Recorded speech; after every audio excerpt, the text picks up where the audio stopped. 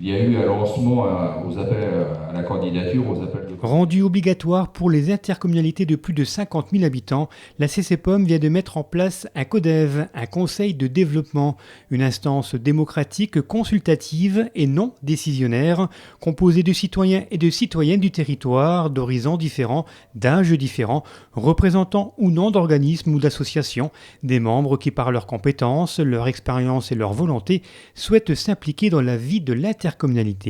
Un conseil de développement, c'est une assemblée de citoyens qui va être saisie par la communauté de communes sur une thématique et qui, eux, vont réfléchir, émettre des avis, qui vont aussi apporter leur expertise, qui vont aussi, je dirais, répandre l'information autour d'eux, recueillir des avis de gens extérieurs au conseil de développement.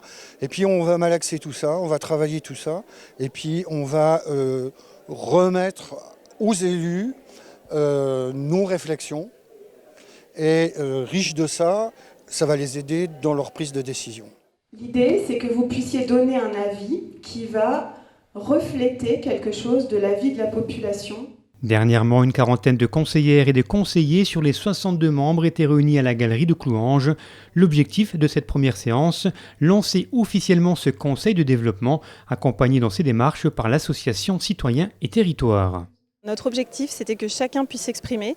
Pourquoi ? Parce qu'ensuite, l'idée, c'est de créer une instance où il n'y a pas de casquette. Il n'y a pas l'élu, alors en l'occurrence, il n'y a pas d'élu au sein des conseils de développement d'ailleurs, mais il n'y a pas celui qui la ramène tout le temps, celui qui reste tout le temps dans son coin, qui ne s'exprime pas, etc. C'est vraiment une instance où il faut favoriser le dialogue.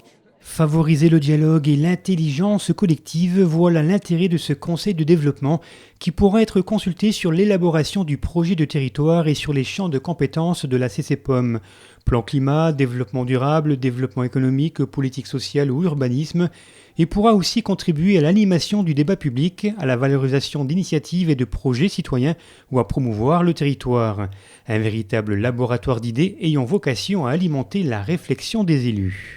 Ce qui est important, c'est que le conseil développement, il n'a pas à exprimer un consensus. Il va au contraire rechercher à être représentatif de toutes les nuances qui existent au sein du territoire, de la population du territoire. Donc en fait, plus les avis sont divergents, plus c'est riche au sein du conseil de développement. Mais ça, c'est pas dans notre logiciel classique.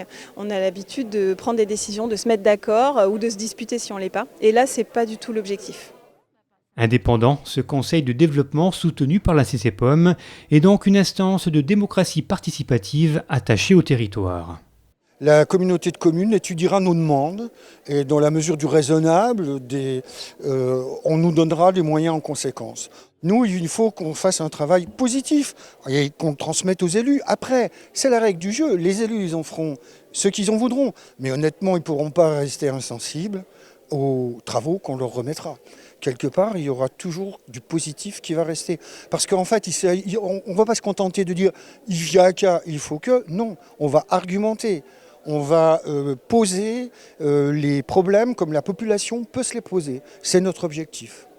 Les 31 femmes et 31 hommes qui composent ce conseil de développement sont donc investis d'une mission, celle d'être une force de proposition pour les élus de la CCPOM. Ce CODEV est installé pour une durée de 3 ans renouvelable.